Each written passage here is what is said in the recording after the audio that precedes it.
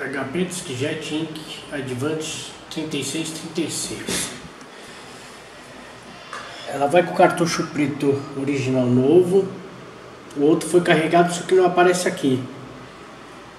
Se quiser comprar o cartucho novo e colocar, mas ele vai com os dois cartuchos, tá? A impressora tá aí, ó. Tá bonitinho, isso aqui é pra mim colocar o teste depois. Eu vou colocar depois. Vou colocar pra imprimir no computador.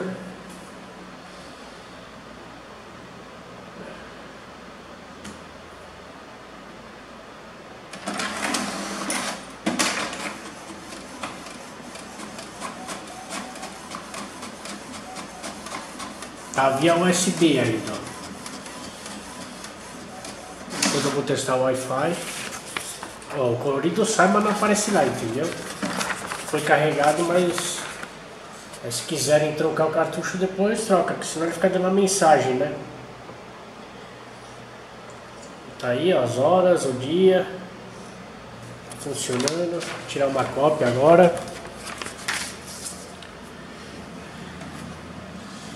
Ó, vou tirar pelo colorido, ó.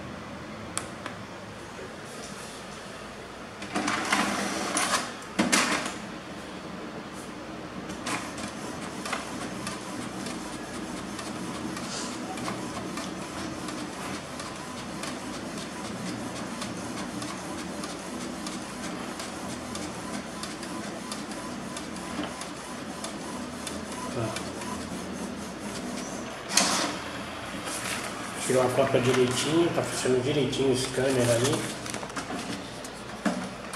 Agora eu vou instalar via Wi-Fi para testar.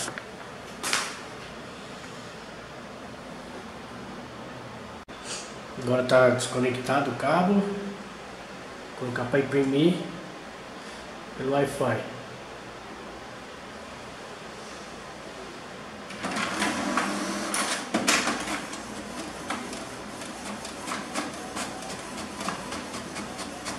Tá vendo? O cartucho colorido, ó, aparece a mensagem. Aí se vocês quiserem trocar o cartucho, vocês trocam.